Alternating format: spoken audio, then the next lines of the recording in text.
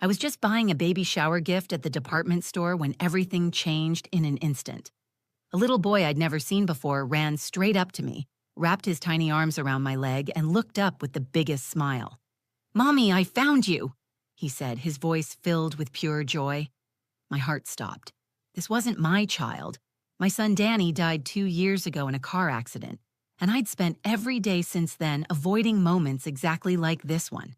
Before I could even process what was happening, a woman came running over, panic written all over her face. "Tommy, get away from her right now. That's not your mother," she shouted, trying to pull him away from me. But Tommy held on tighter and looked up at her with confusion that broke my heart. "But Aunt Maria, you told me she died. You said Mommy died in the hospital.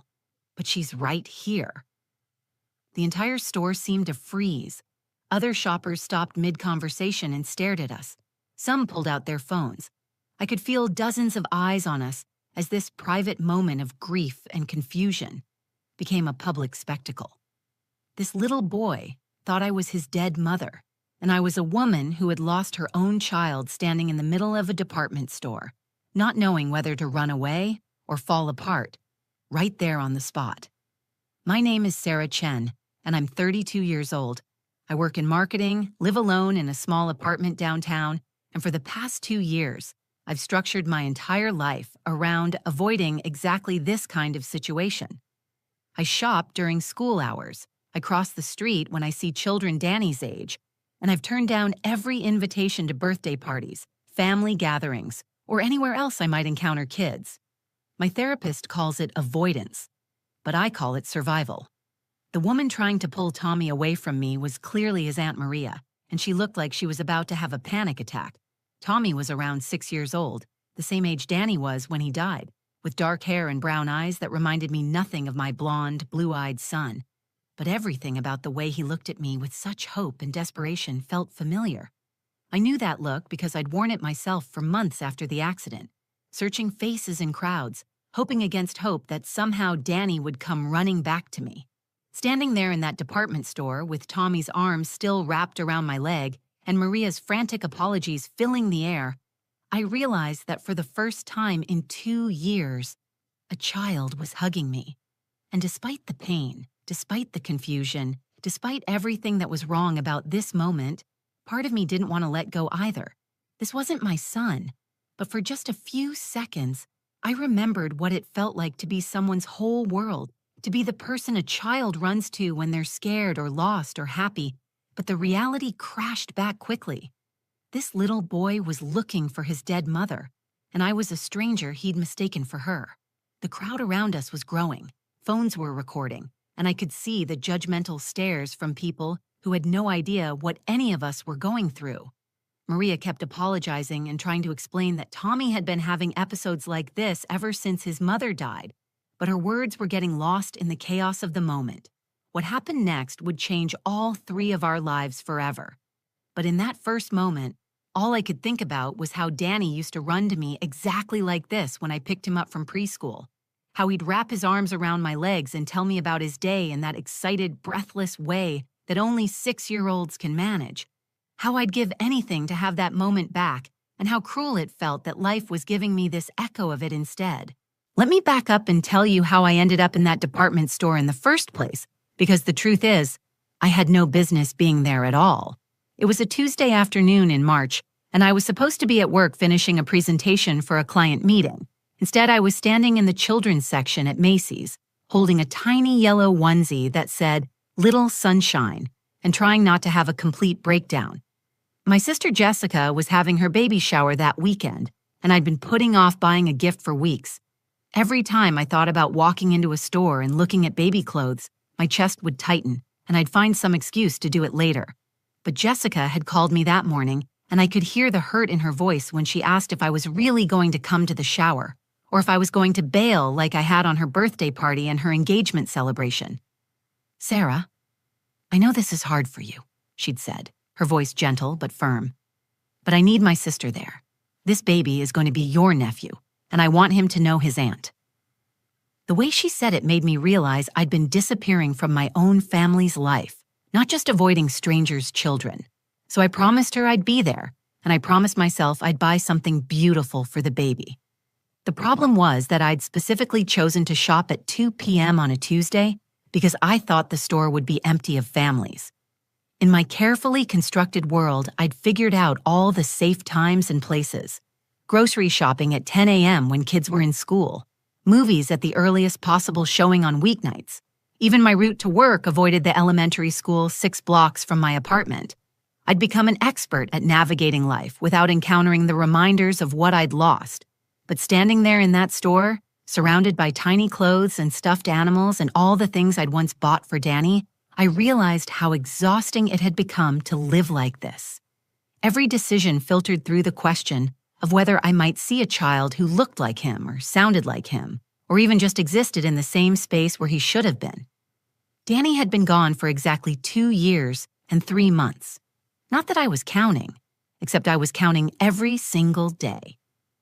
The accident happened on a Wednesday morning in December. I was running late for work and rushing to get him to preschool. The last thing he said to me was, "Mommy, you forgot to tell me you love me."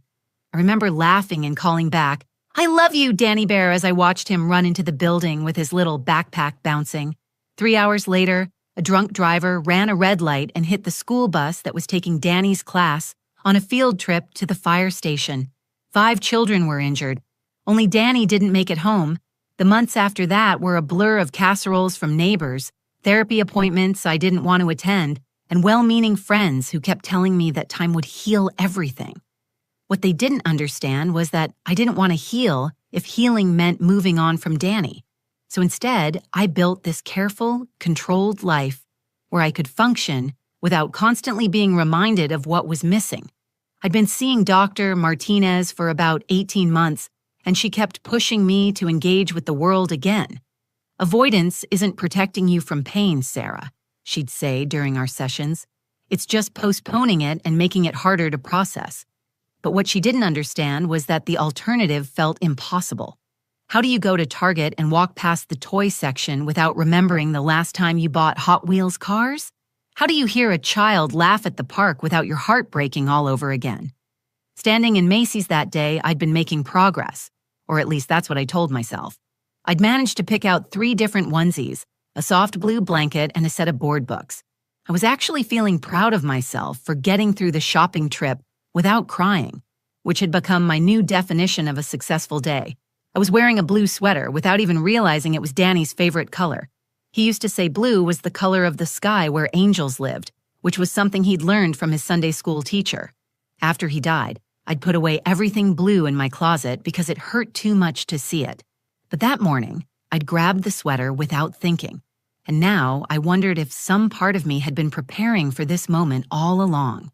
The store was busy but not crowded, filled with the usual Tuesday afternoon shoppers. A few moms with strollers, some teenagers browsing jewelry, and elderly couples taking their time through the home goods section. It felt safe and manageable, exactly the kind of environment I'd learned to navigate. I had no idea that in 5 minutes, everything I thought I knew about protecting myself from pain was about to be completely turned upside down. I was examining a set of baby books when I felt it. Small arms wrapping around my leg with the kind of desperate strength that only comes from a child who's been searching for something precious. At first, I thought maybe I'd accidentally gotten in someone's way, but then I heard the voice that made my world stop spinning. "Mommy, I found you. I was looking everywhere for you." The voice was high and breathless with excitement, filled with the kind of pure joy that I remembered from Danny's voice when he'd spot me picking him up from school. My body went completely rigid, every muscle tensed as my brain tried to process what was happening. I looked down and saw a little boy with dark hair that was slightly messy, like he'd been running. His brown eyes were bright with happiness and relief, and he was looking up at me like I was the answer to every prayer he'd ever made. He wasn't Danny. This boy was maybe a little taller. His hair was darker, and his eyes were brown instead of blue. But he was the same age Danny would have been now if he'd lived.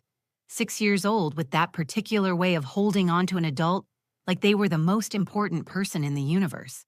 The similarity in age hit me like a physical blow, but what really broke my heart was the expression on his face.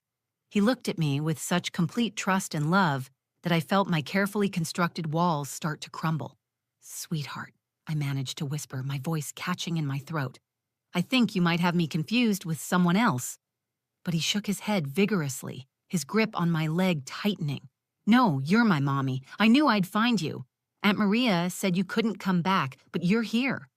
His voice carried that particular mix of triumph and relief that children get when they've proven the adults wrong about something important.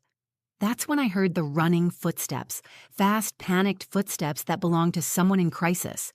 I looked up to see a young woman rushing toward us, her face flushed and her eyes wide with what looked like terror.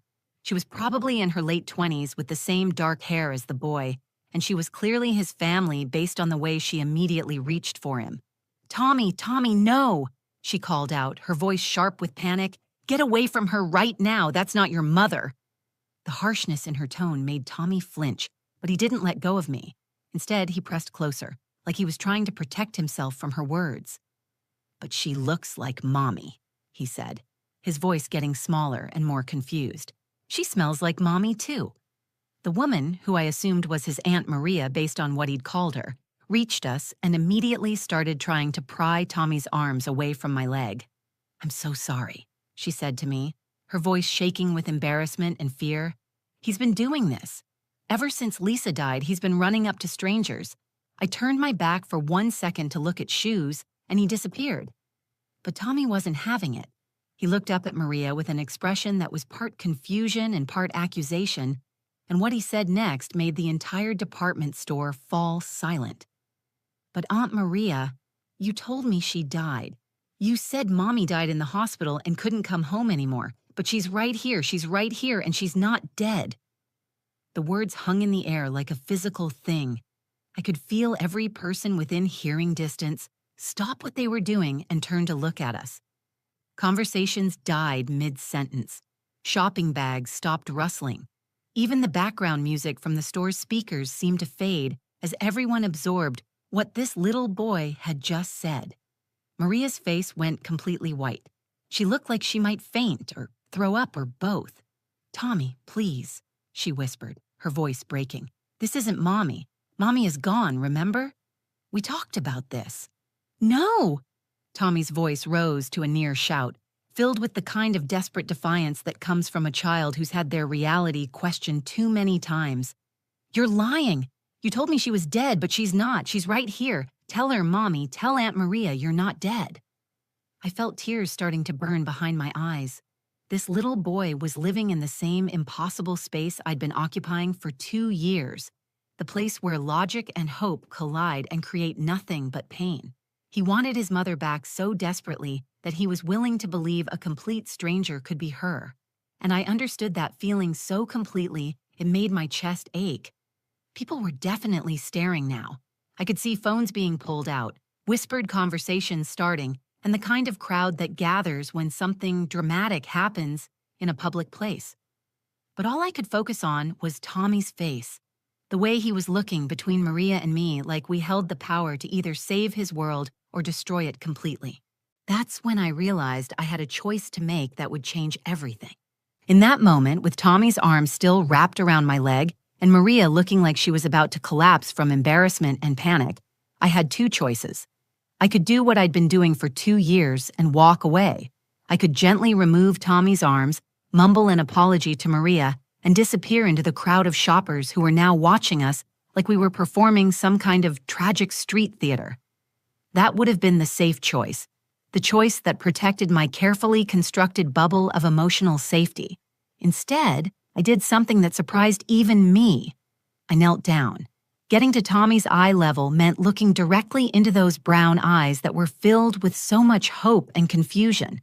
It meant seeing the tear tracks on his cheeks that I hadn't noticed before, and the way his little hands were trembling as he held onto my sweater.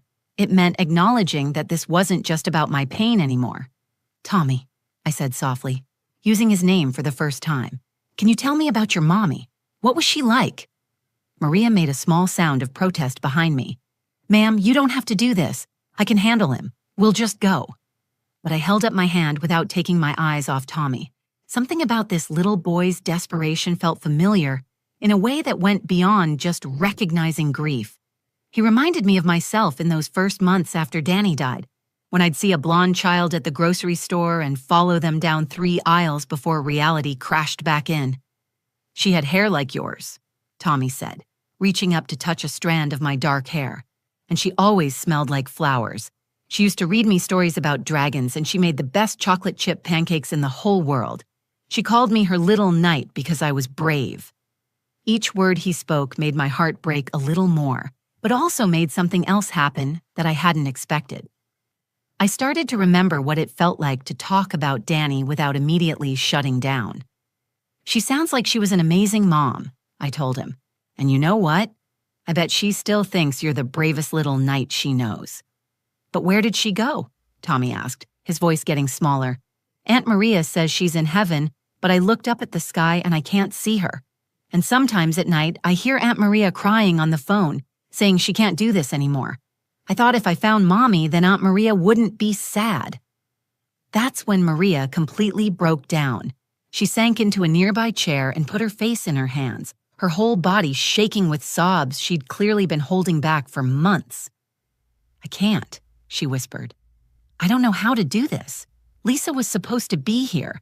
She was the one who knew how to answer these questions. I'm just his aunt. I don't know how to be his mother." Looking at Maria fall apart while Tommy stood there trying to process emotions that were too big for his 6-year-old heart, I realized something important. I'd been so focused on protecting myself from pain that I'd forgotten how isolating grief could be. Here was a woman who was drowning in the same kind of loss I was, and a little boy who was searching for his mother in the faces of strangers because the truth was too hard to accept. "Maria," I said, still kneeling next to Tommy but looking at her, "how long has it been since Tommy's mom died?" 6 months, she choked out. "My sister Lisa had cancer. She fought for 2 years, and I kept telling Tommy she was going to get better because I couldn't bear to see him give up hope. But when she died, he couldn't understand why I'd been lying to him. And I didn't know how to explain death to a 6-year-old when I could barely accept it myself." I felt something shift inside my chest, like a door I'd kept locked for 2 years was finally starting to open. "Tommy," I said, taking his small hands in mine, "I want to tell you something. I had a little boy, too. His name was Danny, and he died in an accident 2 years ago. I miss him every single day, just like you miss your mommy." Tommy's eyes widened. "You had a little boy? Where is he now?" "He's in the same place your mommy is," I said, surprised by how steady my voice sounded. "And I've been just as scared and sad as you are, but I learned something important. Missing someone doesn't mean they're really gone. It means we love them so much that we carry them with us everywhere we go." "Can you teach me how to do that?" Tommy asked. "Because I don't want to forget her, but it hurts so much to remember." That's when I made the decision that would change all of our lives. What if we helped each other remember? And what if we helped Aunt Maria, too? What happened next still gives me chills when I think about it. Tommy looked at me with those serious brown eyes and asked, "Will you come home with us so you can teach me how to remember without it hurting so much?" Maria's head snapped up from her hands. "Tommy, we can't ask this lady to come to our house. She's a stranger." But something had shifted in the air between the 3 of us. I could feel it, and I think they could too. "Actually," I said, looking at Maria, "maybe we could just talk for a few more minutes. There's a coffee shop in the mall. I think we all need to sit down."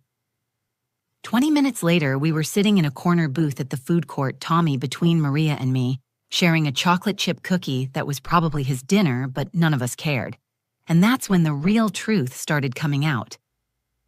"I've been lying to him," Maria said, her voice barely above a whisper. "Not just about Lisa being dead, but about everything. I've been pretending I can handle this, pretending I know what I'm doing, pretending I'm not completely falling apart." She looked at Tommy, who was carefully breaking his cookie into small pieces. "Tommy, remember when you heard me on the phone last week, when I was talking to Grandma Rosa?" Tommy nodded, not looking up from his cookie. "I wasn't just sad about Mommy being gone. I was scared because I don't know how to take care of you the way she did. I don't know how to make pancakes without burning them, or how to do the voice for the dragon in your bedtime stories, or how to answer your questions about where Mommy went." "But you're doing it," Tommy said quietly. "You're taking care of me." "I'm trying," Maria said, tears streaming down her face. "But I'm so scared I'm going to mess everything up. Your mommy was the one who was good with kids. I'm just a 28-year-old who works at a bank and has never even had a houseplant live longer than 6 months. That's when Tommy looked up at her with an expression that was far too mature for his age. Aunt Maria, were you going to give me away? Is that why you were crying on the phone? The question hung in the air like a bomb waiting to explode. Maria's face went completely white, and I could see her trying to figure out how to answer without devastating this little boy even more. Tommy, she said finally, I would never give you away. Ever. But I did call Grandma Rosa to ask if maybe you could come live with her for a while, just until I figured out how to be better at taking care of you. But I don't want to live with Grandma Rosa, Tommy said, his voice getting higher. She lives far away and she doesn't know about my trucks or my favorite pajamas or that I can't sleep without the nightlight that looks like a star. I know, Maria whispered. That's why I couldn't do it. That's why I told her no. But Tommy, I need you to know that sometimes I don't know what I'm doing. That's when I realized why Tommy had been running up to strangers in stores. He wasn't just looking for his mother.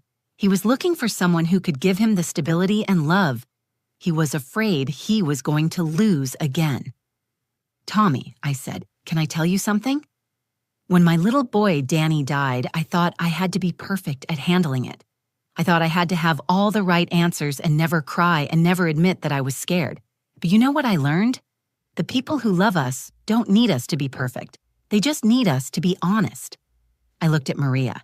And Maria, you don't have to be Tommy's mother. You just have to be his Aunt Maria who loves him and is trying her best. But what if my best isn't good enough? Maria asked. Then we figure it out together, I said, surprising myself with the words. What if you didn't have to do this alone? Tommy's face lit up. You mean like a team? Like the Avengers? I laughed, and it was the first time I'd laughed in months without feeling guilty about it.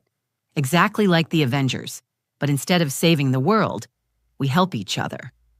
Can you teach me how to remember Mommy without getting so sad that I can't breathe? Tommy asked. And can you teach me how to make pancakes that don't look like burned hockey pucks? Maria added. And can you both teach me how to stop being so scared of living again? I asked.